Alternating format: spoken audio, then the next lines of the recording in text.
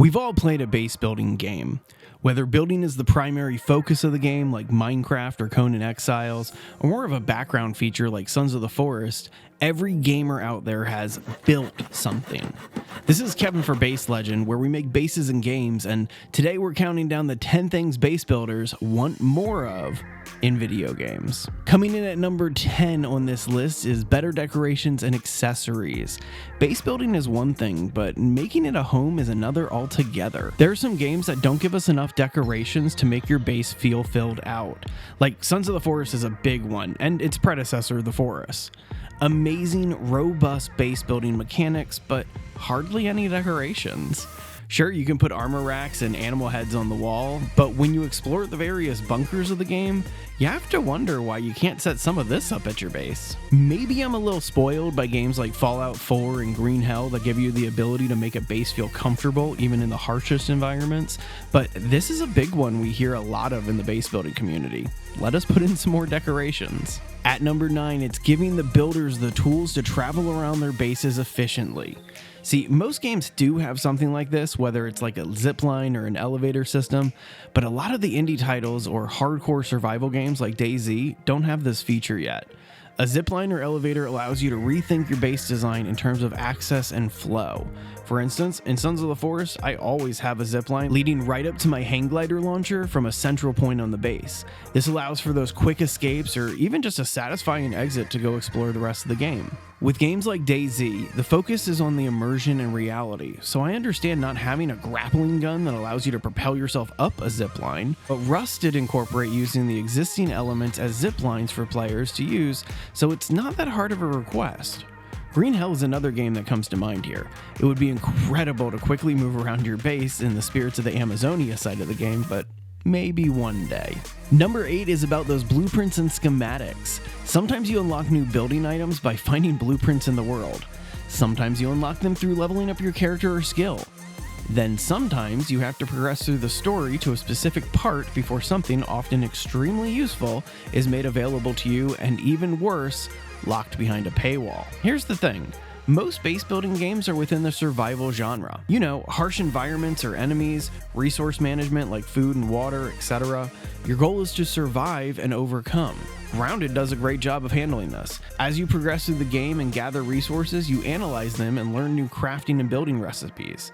Additionally, you find schematics and your character levels unlocks too, but they kind of overrate themselves sometimes.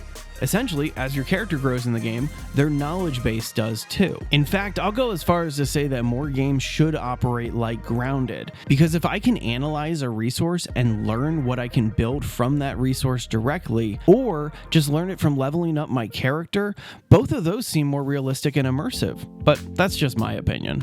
Number 7 is increased modularity in the building system. Let's talk about a big one here. Who's tired of making boxes and calling them bases? Seriously. There's so many games out there that basically have the same building aesthetics because they give you all the same components, a square or triangle frame. That's it. So no matter what the game, you're building a box. Sure, there's ways around this, like guides for building circles in Conan and Minecraft, but connecting them to an existing base is always a pain, and they don't always look right unless you've spent a lot of time perfecting it. Even worse when you have to break the mechanic to pull something off.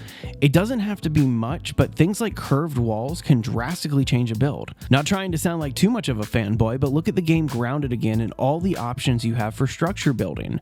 That's the level of options we want. It's also important to note that building a massive base is totally optional in Grounded, and you can get through the whole game with a tent and workbench, but it's available if you want it, and that's what this list is all about. Coming in at number 6, let's talk terraforming. Now, I'm not trying to redesign entire areas of the map, but I should be able to alter the terrain slightly, especially if I'm building on dirt. Enshrouded and Valheim do a fantastic job of this, but have you ever built something at the airport in Green Hell? You get there, you see this massive open area, you get really excited only to find that the ground is extremely uneven and your base never fully sits on the ground. It's super frustrating, especially since it's dirt and you should be able to level it out some. Aside from giving players just the ability to terraform and flatten out the ground directly to their heart's content like in Minecraft, there's 2 really clean ways I've seen games address this. In a game like Conan Exile, your building objects go through the textures of the map. So if you're building alongside of a mountain, you can just fill the gaps directly into the mountainside. This isn't exactly what I'm talking about here. Check out how Sons of the Forest does it. You take logs and start laying them down and the ground rises to meet your highest point. This alone prevents you from having a sloped base and is accurate to the game. We do have a shovel and all. Next up at number 5, let's talk about base lighting. What good is a base if you can't light it properly and navigate your way around it? That's one of the biggest complaints about Green Hell until the most recent update. There was no real way to light your base inside aside from campfires and an exploit with the weapon rack. Now you totally can, and it makes things so much better, but there's a lot of room for improvement in base lighting. Looking at you, Fallout. When your mod community is making whole lighting packs to make the game actually look good, it might be time to replace that engine you've been using forever. You know what game does a great job with lighting? Sengoku Dynasty. You have so many options from plain torches to more ornate paper lanterns, and each provides a unique vibe for your base. I really love that game, and I feel like it's one of the more underappreciated base village building games that's out there.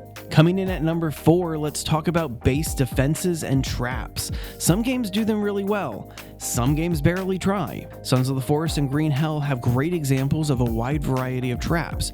Whether you're trying to hunt for food or prevent an enemy from getting too close, there's dozens of options for you to lay down. For instance, in Sons of the Forest, one of the best base defenses is often overlooked. Just put the heads of a bunch of enemies on pikes around your base, and you'll drastically reduce your nighttime raids due to the fear mechanic inside of that game. Then there's defenses in other games. Conan comes to mind here.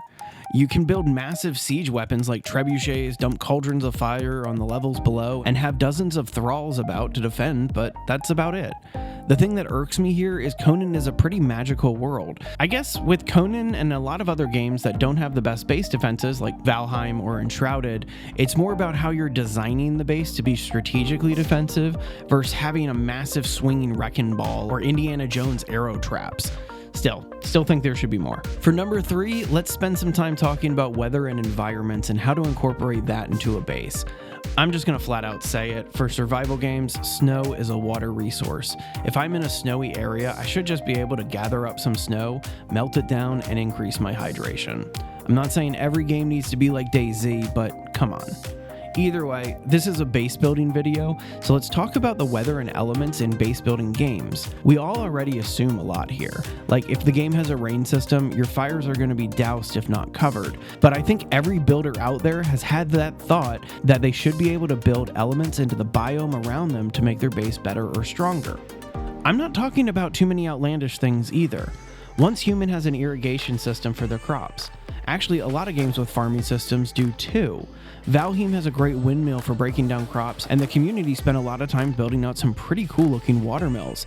They don't really work, but they look great. Grounded has a dew catcher, and while we probably wouldn't be using spider webs in other games, those are based on real survival products you can make with like sticks and a tarp.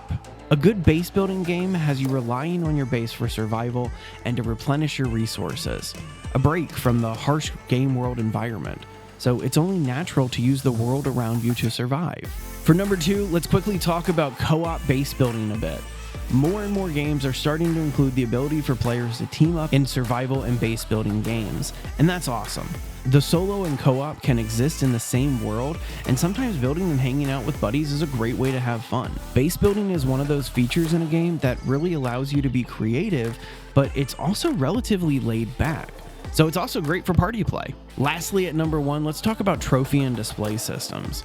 Now, I mentioned at the beginning of this video that a lot of games miss the mark on decorations for their building features, and this is part of that. Like, a lot of games give you the ability to taxidermy the various enemies in the game, which requires a part of that enemy to do so. So really, those taxidermied animals are trophies of your accomplishments to display. That's cool and all, but I feel like games miss the mark on how to handle displays and trophies in base building games. Fallout 4 probably does it best in my opinion, which is kind of weird to say because Fallout doesn't really have the most robust building mechanics. I don't know about you, but I hate a cluttered inventory system. Whether text-based or visual, not the biggest fan. If you watch me play a survival or base building game, I'm constantly in the inventory sorting and rearranging things to keep everything efficient. Fallout gives you so many options to sort your loot, and other games should take note. perfect example is the various magazine storage or bobbleheads. That's the type of stuff, in my opinion, that should be in more games of this genre.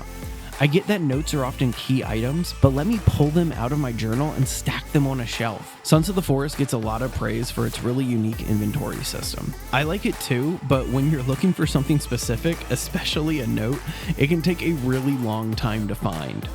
Meanwhile, I could just go to a shelf that pre-exists in the game, lay them out, and let my aiming reticle do the selecting for me. A lot of trophy systems are the same way, and we should have more options to do this. And there you have it, 10 things base builders want to see more of in their games. Did we miss anything? Drop a comment below if you think that we did, and if you're not subscribed, it's always a great time to do it. We try to update the channel daily with base building and survival content. This is Kevin for Base Legend. See you next time.